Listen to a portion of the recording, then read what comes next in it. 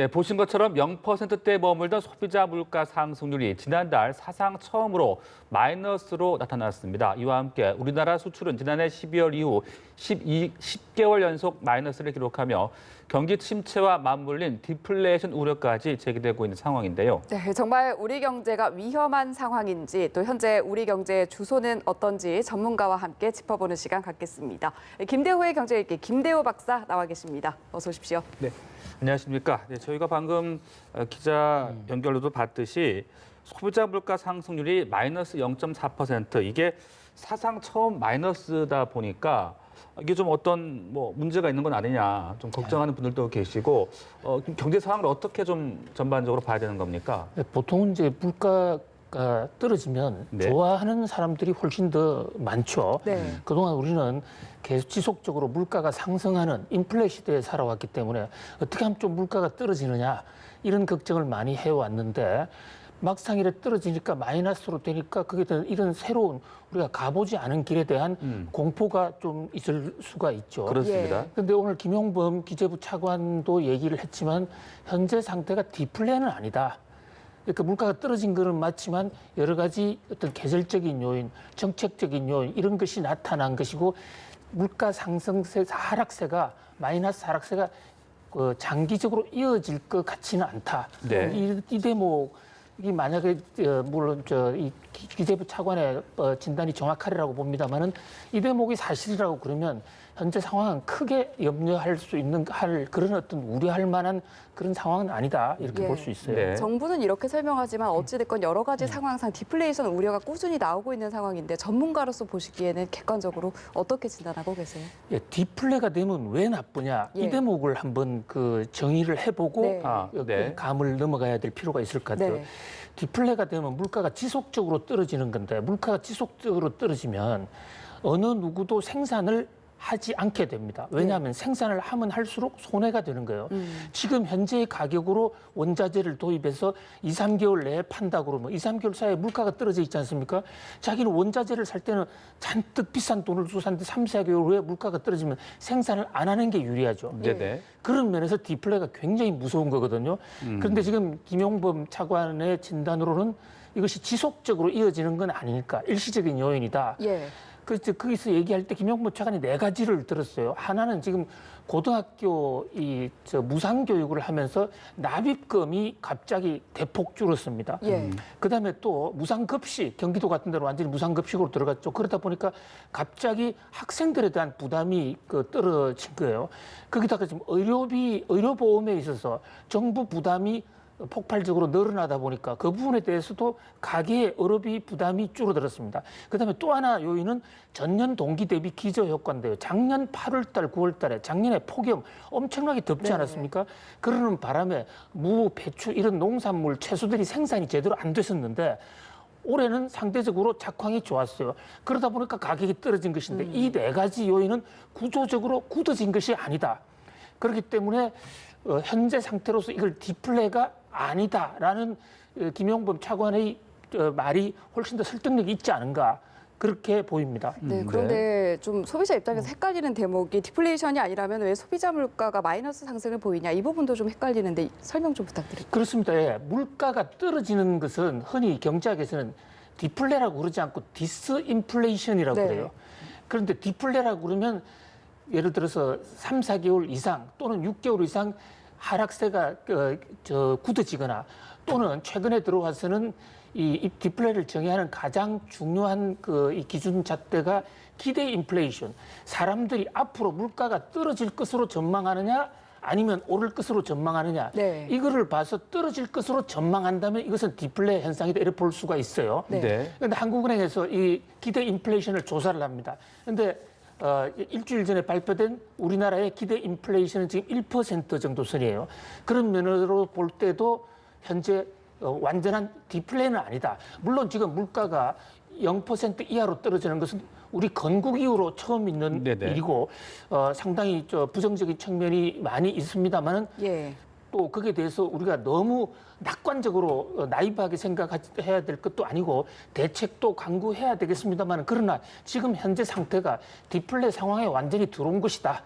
그렇게 보기는 어렵다 이런 말씀을 올릴 수가 있을 것 같습니다. 디플레이션 상황에 완전히 진입하는 것은 아니다라고 지금 설명하셨는데 앞서도 이야기하셨듯이 정부에서는 이게 지금 일시적인 현상이다는 걸 지금 계속 얘기를 하고 있고 올 연말부터는 이제 0% 중후반대 정도 회복을 할 것이다. 또 한국은행에서는 내년에는 물가 상승률이 한 1% 정도 될 것이다. 지금 이렇게 예상을 하고 있거든요. 이 같은 전망 글쎄요 어디 정도까지 좀 확실하게 믿을 수 있는 겁니까? 예, 현재 한국은행의 전망이나 기재부의 전망은 현재 모든 조건이 일정하다면 현재 상태로 경제 상황이 그대로 이어진다면 그럴 수 있다고 봅니다.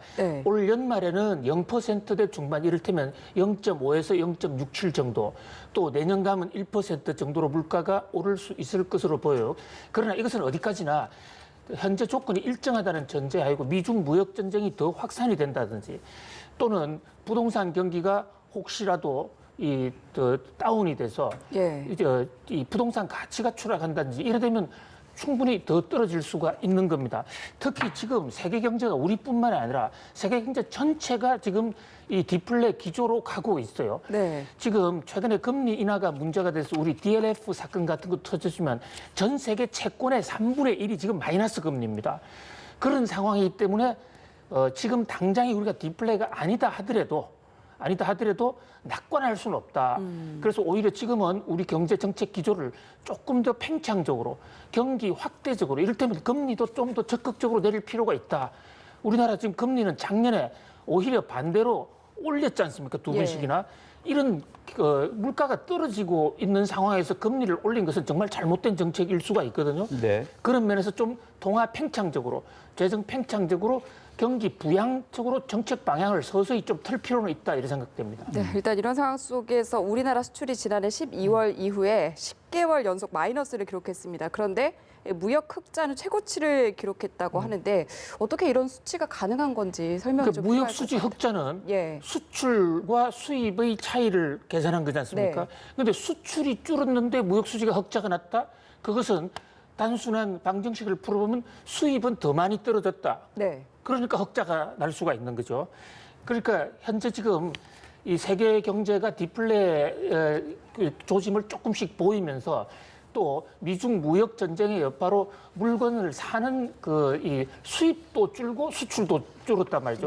그런데 수입이 더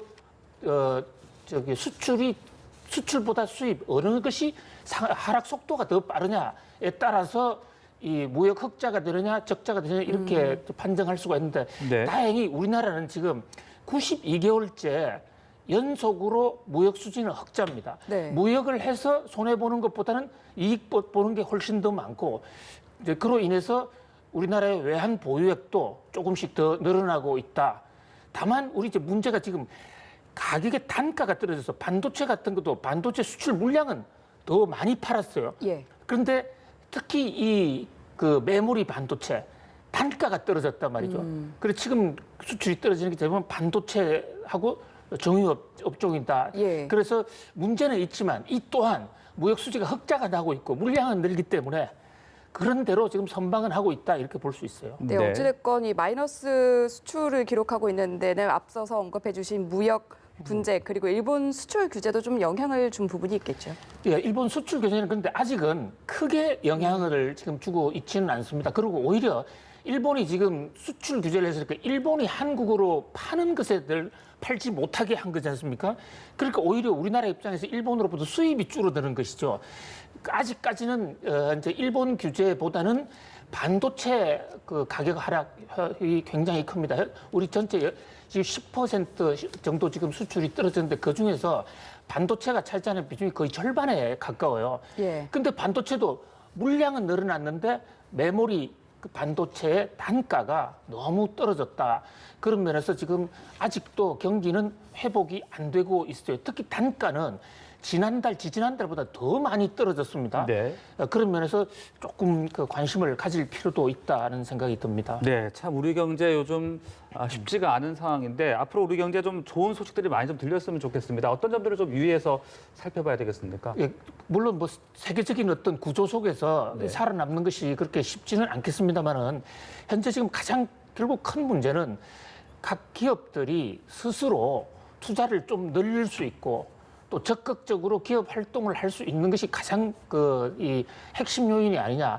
그러기 위해서는 전체적으로 어떤 이 투자 정대나 생산 정대에 따른 좀 인센티브 그런 게 대한 어떤 사회적 지원, 제도적 특히 정부 규제도 어떤 형평성을 높이기 위한 규제, 복지를 높이기 위한 규제 다 필요한데 경기가 이렇게 거꾸로지는 상황에서는 그것도 잠시 좀 쉴 필요가 있다. 예. 그래서 실사구시를 강조하고 싶습니다.